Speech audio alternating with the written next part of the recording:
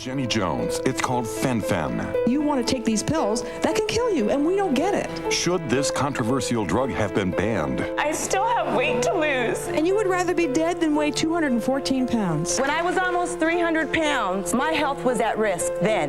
Dying to lose weight. The Fen-Phen Debate. It is a drug. Why do you think it's off the market? And this big media scare made them pull it off. On Jenny Jones. This is attorney Kenneth Moll. He's been with us before to discuss breast implant litigation. He's currently handling over 500 Fen-Phen lawsuits. That many. That's correct. Nation from everywhere? It's actually a lot more. There was a figure thrown out before that there are 24 million Fen-Phen users. It's a lot less than that. There were 18 million prescriptions last year alone. Right. It's more like 68 million. Right. So the class action encompasses every Fen-Phen user. You brought out a couple statistics earlier before that were very important. There were mentioned that there were only 4 deaths. The number is alarmingly higher. This is an epidemic. The 30% figure you brought out. That's from Time magazine. Many studies indicate that 30% of Fen-Phen users, after properly tested, will show heart damage.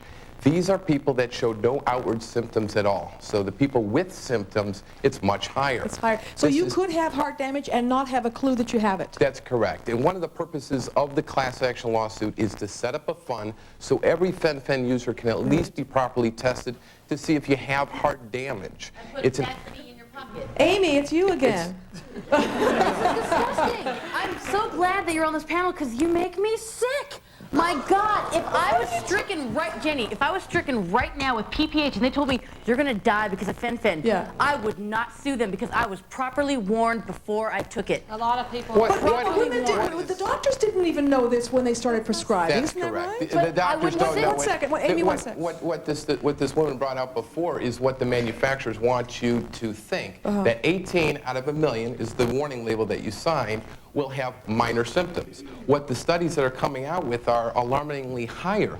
You may not know that you have a heart problem right now or a heart disease or pulmonary problem because you haven't been properly tested. It's an echocardiogram, and that's the only way you're going to know it.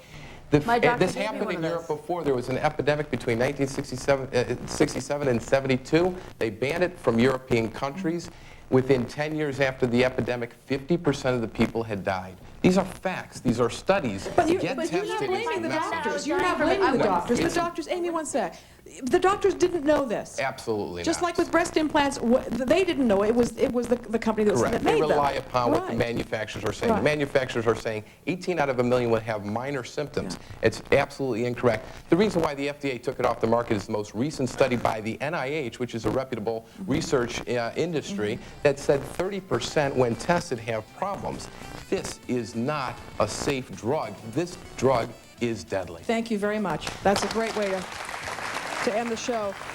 You know, we do live in a society that tells us there's only one way to look, and that's thin, and it's unfortunate. It doesn't surprise us that people would flock to a drug that can make you skinny, but I do hope if you're watching this show and you are taking the drug Fen-Phen, you will stop, see a doctor, and get a chest x-ray if you can. Thank you very much.